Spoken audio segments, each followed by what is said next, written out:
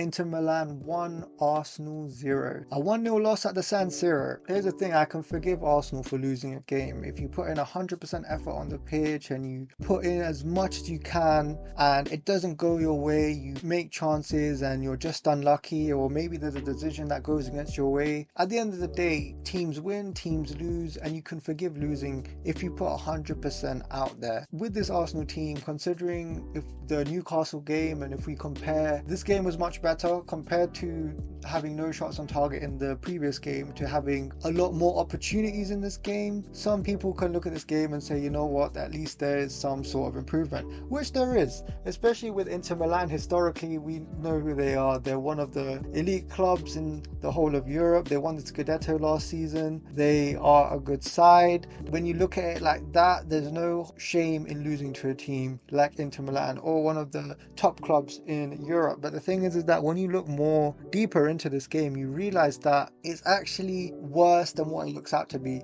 I know people will look at the stats and say, you know what, Arsenal dominated in certain areas and Arsenal did really well here and there, so you know, what are you talking about? But the thing is that you need to actually watch the game and understand football to understand what Italian clubs are about, and I'm going to get to that in a second. But with the way Inzaghi had his tactics out there, with the way that he set his team up, it is quite fascinating the way that they were able to beat Arsenal 1-0. And here's the thing, there were a lot of players that didn't play from Inter Milan in this game. Players like Bastoni, Barella, DiMarco, Thuram, even Mkhitaryan. Mkhitaryan was a former Arsenal player. Some people were scared with the fact that he might score against Arsenal today because former players tend to haunt their previous clubs, but that didn't happen. And even Inter Milan have a game against Napoli, one of their rivals, where they have players such as McTominay, Gilmour and Lukaku. And it got me thinking, why would you bench so many of your starting 11 in this game compared to the one against Napoli? And don't get me wrong, Napoli are a good side, but it's clear that Arsenal have better players on paper. But here's the thing,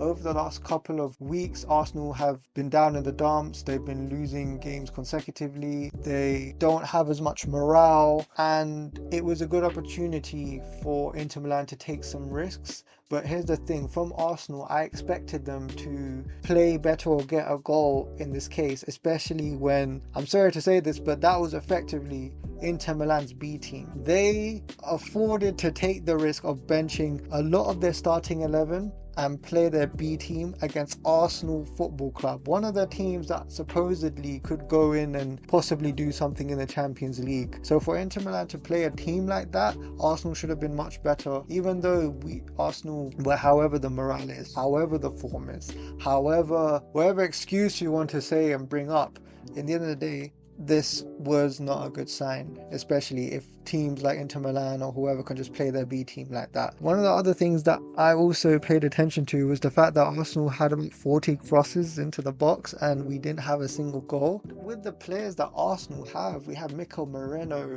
Partey, Havertz. There are a lot of players in Arsenal that are quite tall. A lot of people accuse Arsenal of having this NBA style where they just buy a lot of tall players for the sake of it. And don't get me wrong, I'm not against having tall players. I encourage it, I welcome it, but you also need to have some technical ability as well. And the fact that we weren't able to get one goal from 40 crosses is absolutely abysmal. And especially with Kai Havertz, he had some opportunities. I hope he gets better, but even he missed some chances as well. So it really makes you think how much Arsenal rue the opportunity of not being able to get a striker in the summer. We've been crying out for a striker for a long time. I know that Kai Havertz has done very well in the last season, but there's a ceiling and we can all see that. And Gabriel Jesus, and I keep saying his name over the last couple of games, but he's not good enough to be the backup striker at this particular moment in time. His form hasn't shown it, his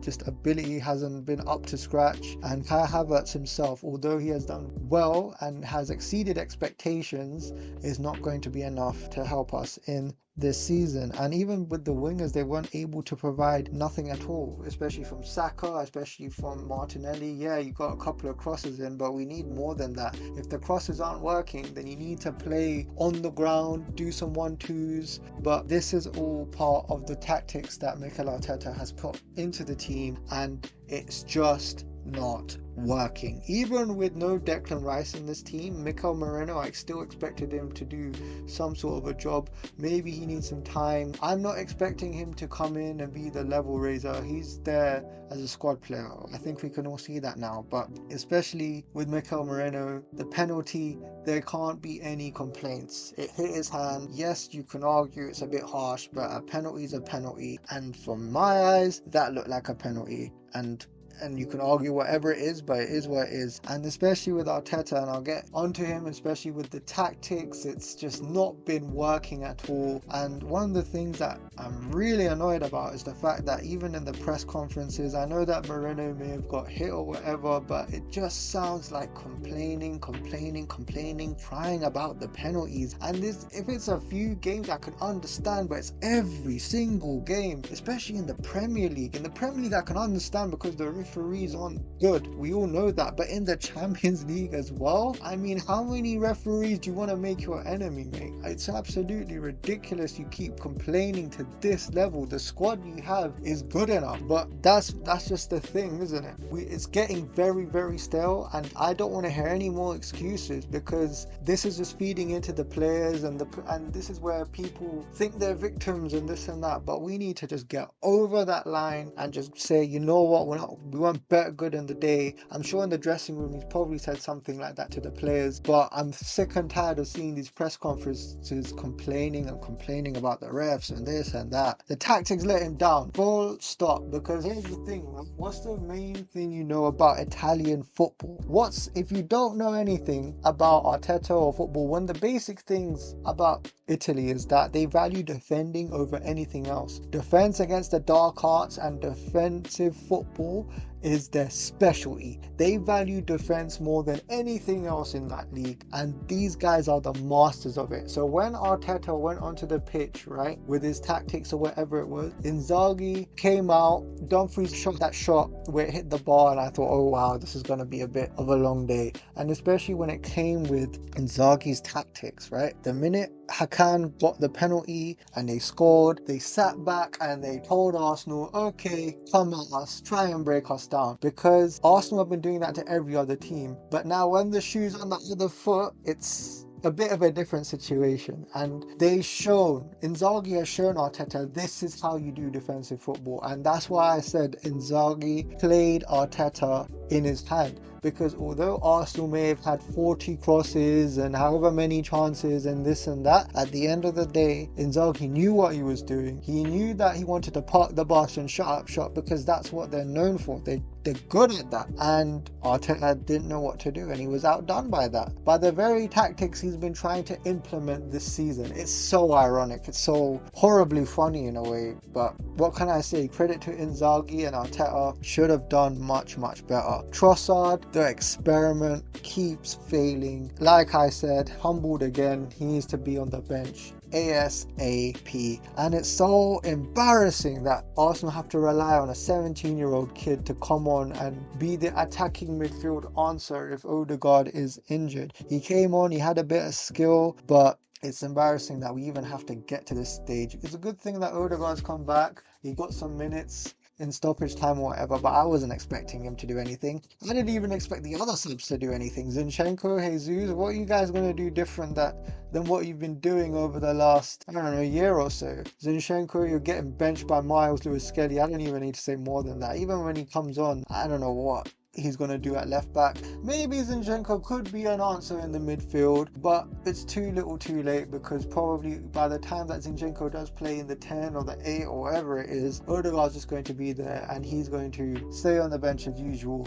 And Gabriel Jesus, like I said, hasn't been able to do anything except against Preston and score a goal there. So I'm not even sure what he's going to provide. And this is the thing, in the Champions League, 40 crosses, the amount of chances you get, this would have been bread and butter for any top level striker or top level attacker. But what can I say? It's just, I wasn't expecting anything, so that's that. And with Chelsea, while looking forward to them, we beat them 5-0 last season at home, I believe, and Chelsea fans are getting excited about possibly beating Arsenal. And if you're a team that's gone through title challenges, if you're a team that's gone through experience, and with Mikel Arteta that's been in his job for around 5 years, I expect more confidence. I expect expect more of a stronger mentality.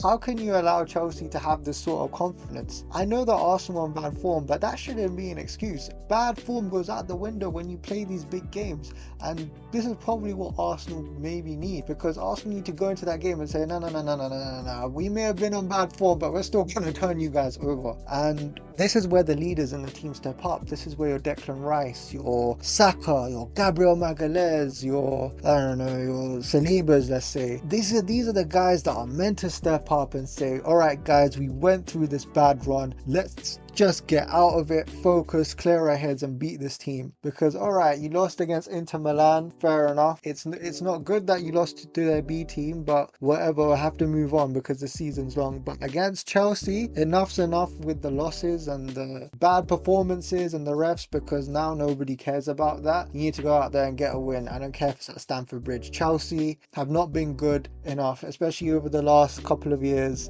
and this is the time for Arsenal to take advantage and make a case in this season. Because if Arsenal lose to Chelsea, then the chances of Arsenal's season, especially in the Prem, is pretty much 90% done, 99% done basically, because you can't be dropping this many points, especially at this particular point in the season. And Odegaard, hopefully he starts that game, but it's unfair to expect one person to change the whole dynamic of the starting 11. It's unfair, it's unheard of. I rate Martin Odegaard a lot, and maybe there'll be a different style of play, one more that we're used to, but we're just gonna have to wait and see. But yeah, that was the game against Inter Milan. Not a good result in my opinion, to lose to their B team and to just not be able to break them down.